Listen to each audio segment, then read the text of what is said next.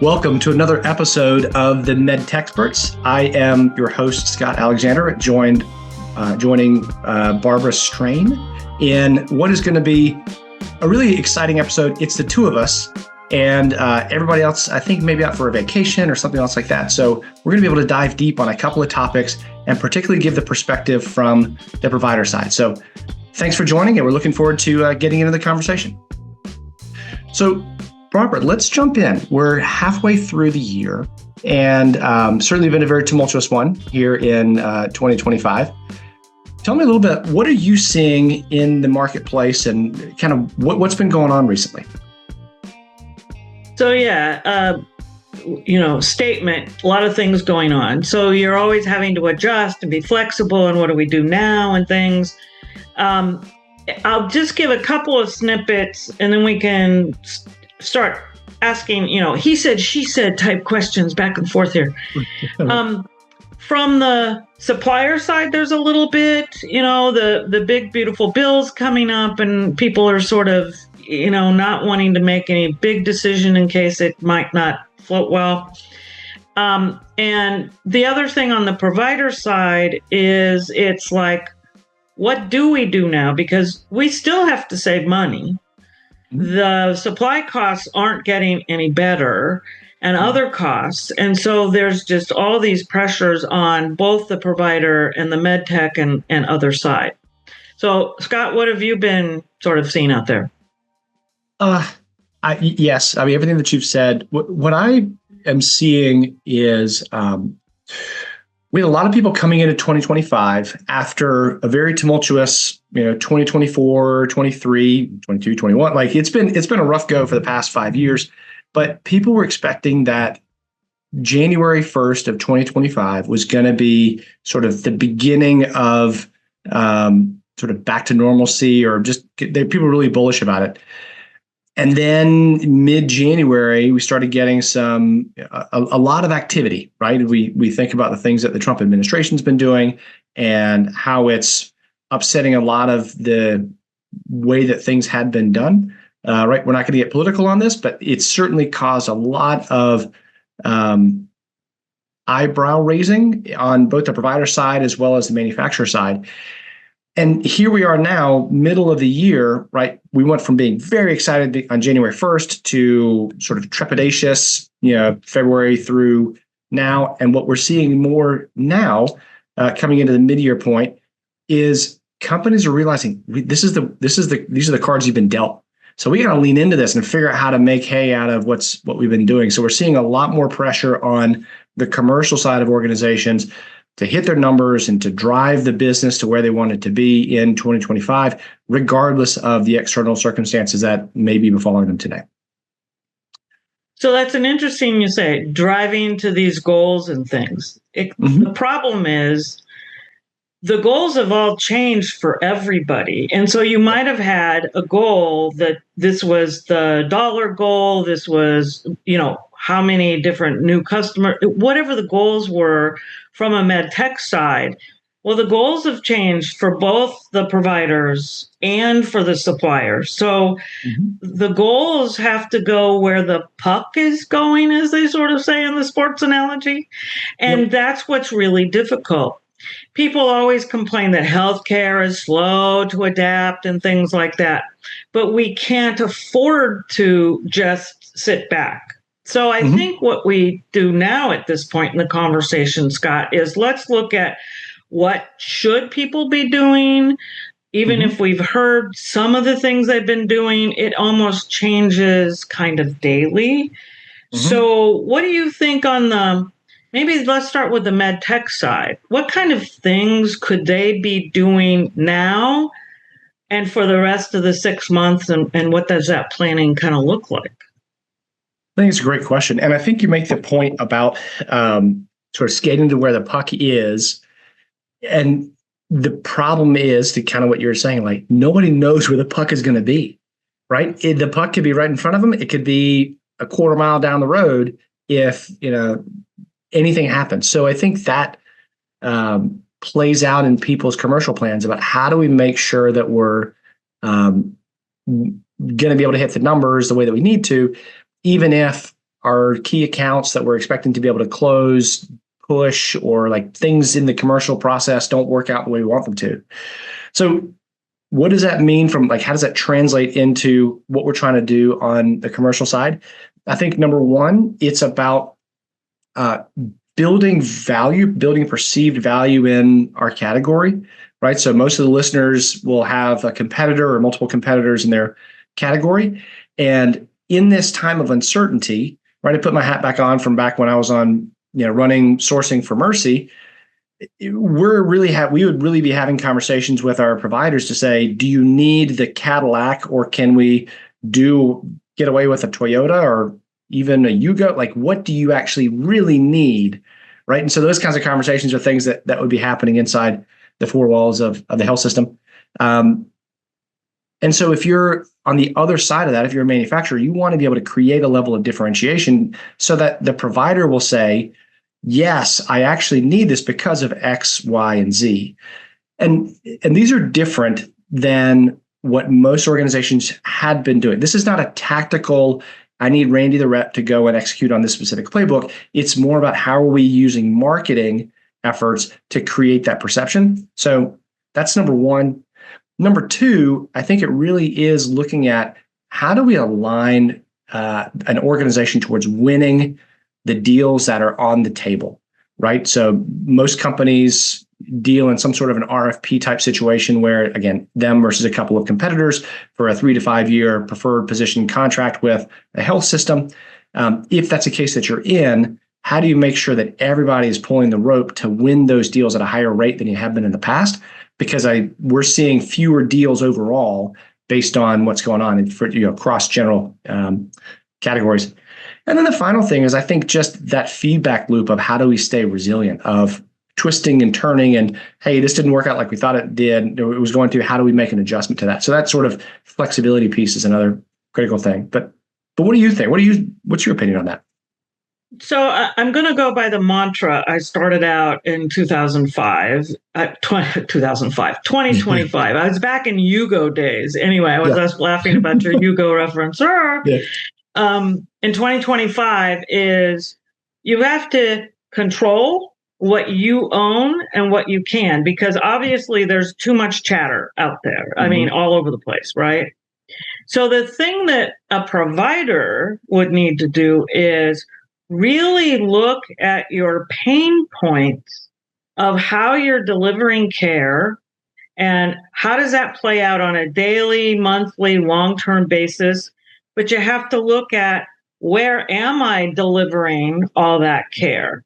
Am I just delivering in a hospital and I've got this sort of cost? I've got these pressures from CMS and making all my quality measures and recouping all the dollars I can back and maximizing on say, it's the GPO and my fees and complying with contracts. Where am I negligent in doing sort of this gap analysis using great data to say, I'm really off on these metrics, whether they're clinical quality or they're other acquired things or whatever.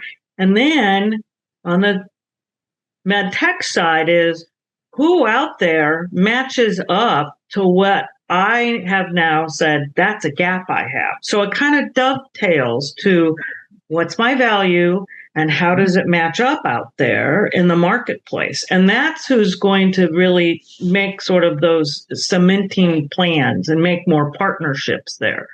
Because if you're just coming in with a Me Too thing and you've not elevated your message about, I do this one thing really well that nobody else does, and then you hear people at the table on virtual or whatever going, ooh, we need that, right, in their head. So it goes back to that, what do I control that I own, and really sort of emphasize and prioritize, what are those things? I think that's spot on. And just building off of that, one of the things that every leader has in every health system across the country is they have too many things and not enough time. And so part of it is, if I'm trying to get things to, to hit my number for the year, I'm going to be emphasizing that thing. And the reason why savings around nursing costs or whatever it is that I have a special value in, I'm going to try and drive the perceived need of that into the minds of all the people that I'm going to be selling into. Because again, you remember back in the day, like you have 50,000 things you could be doing, and the truth of the matter is you can do 3. And so if you're a manufacturer, you don't want to be option number 4. You want to make sure you're in that top 3. And the way that you do that is by really honing in on, this is what we can bring to the table. This is why it's important for you. You need to figure out how to drive savings, how to improve patient quality, right? How to improve throughput. Like, these are the core things. So whatever I'm doing, it darn well needs to be associated with that. Yeah, I've talked to some medtech folks that are being very flexible and reactive, and some of them are tweaking some of their products so that they can get like an extra value set out of them. Some of them are making very strong, fast strides in US made, not just, assembled in the USA, those sorts of things. Yep. And that really goes a long way, because when you make a decision as a provider, you don't want to go down 2 or 3 months and, now we can't get the product. Yep. Or it's now, breaking in our hands because there wasn't enough time that was gone into developing things. The recalls are not stopping. And right. I look at those, I get notifications every single, a couple hours, I think, a day. Mm-hmm. But there are big things that are being recalled that what we really need to do is everybody needs to get on the same quality page and make sure that what's going out the door and into or around a patient is going to be meaningful. And everybody needs to do those quality measures. They really need to check those things out. Human factors engineering, things that we've talked about a lot on this podcast for our MedTech audience, is no different today than it was, but it might actually be a little more important because it's all that trust and transparency and things. I think you bring up a good point. And this is one of the things that I didn't appreciate when I went from industry to the provider side, is how much process and training and effort goes into successfully running a health system, right? If we think about a product that's being used by nurses in a given health system, we may have 5,000 nurses. And so if you're going to train somebody on a new bag of saline, right? Even something as simple as that, we're like, it's just a bag of water, right? A little bit of salt in there. There's a lot of effort that goes into it. And to your point around back orders and quality issues, if we have a provider of saline and they go on back order and we have to order something else, that is an incredibly frustrating experience for us. It's even worse if we find out that the new supplier that we're having to order from at a premium has a low quality product. So now we had to train people, and then we probably have to retrain them because we have to have a third option in there. And that burns the opportunity to get into that account. And so I think understanding, how do I make sure, like, when I get those shots, whether it's I'm the incumbent and I'm continuing to service you, or I'm a new entrant, how do I make sure that I'm really delighting your team with ease of use, ease of training, high quality, so there's no issues or questions? That's exactly what you want to be thinking about, is being that provider, that supplier to a health system.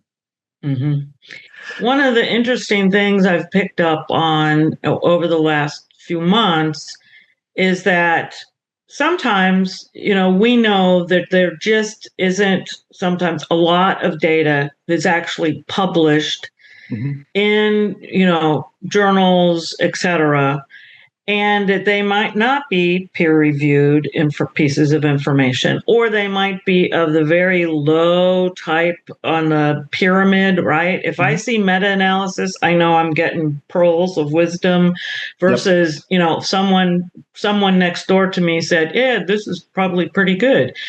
So what I'm finding a lot lately is they're not taking advantage of current KOLs using their product. And how has that been adopted in their organizations? Did we do what we said we were going to do as a med tech company?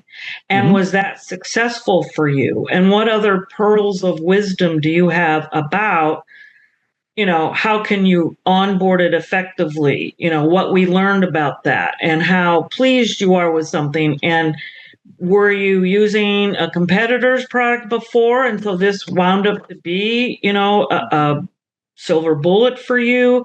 Or were you not using anything and you were using maybe, some old fashioned style, real medicine? But now this takes the place of so many other things, and, the patient outcomes are so much better. So it's focusing on those points. I think you're right. I also see in general,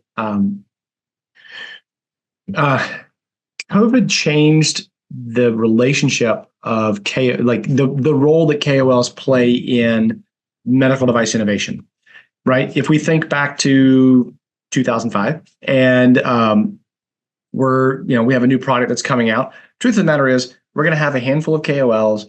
We're going to put them on stage at our respective, conference of choice. We're going to have them maybe do some dinners and things like that. And then when COVID came through, people stopped going to conferences, right? Attendance at dinners and all that went to zero for at least a period of time. And it's like we forgot that people are still looking for their peers to be able to tell them, like, this is good, or here's how you should be thinking about this in your practice. And so that role of the KOL, I think, has fallen off and needs to come back. And then the other thing is, I think we're in a much more democratized world today where it doesn't have to just be Marty Leon is a world famous interventional cardiologist rather, and is on stage a bunch, and he's a fantastic doctor. But that's what people think of when they think of KOLs in the cardiology space. It doesn't just have to be him anymore. It can be folks in a regional level. It can be folks even inside a particular health system. And I say that because one of the big issues that we tend to see I saw this when I was back on the provider side. We see this with our clients today that we're running marketing for, is there's a definite difference in the level of skill of getting into a new account, getting a new logo, and getting full penetration in that account. Like that full penetration thing is just a major challenge. And I think it comes down to the fact that as an industry, we've really been focused on how do you get logos, how do you sort of show that, hey, St. Somewhere is using our product, but there's less thought and excitement around how do we get full penetration. And so to me, these two things come together, say, how do we create these regional opinion leaders that can then be support mechanisms to educate their peers inside a given health system to say, hey, here at St. Somewhere, here's the experience that I've had, Dr. Strain, if you would like to talk about it, let's have a conversation. And you can bring them into sort of driving that adoption of innovation that ultimately will help patient care. So that's just one of the things that I'm kind of riffing off of what you're saying. Yeah. Well, thank you for the promotion to Dr. Strain. I appreciate it. My pleasure. So I know we only have a couple of minutes left, so we'll probably try to sort of button this up a little bit. But, you said some really great things there that I really appreciated. So I think for the audience, whether you're a provider or a medtech, entrepreneur, company, no matter how long you've been in it, the two of you need to communicate at a certain level, but you need to find out what are those needs and how can I fill them. And I've said this, I don't know how many times, but if you really can't fill it, go someplace else. You're just beating your head against a wall. But everybody, no matter whether you're selling or buying, you need to look at what you can control and how you can best do in these current states where flexibility and different things just come at you all at once. Absolutely. That was very well said. I don't have any parting thoughts other than that. I think what you described, control what you can control, focus on the outcome that you've got.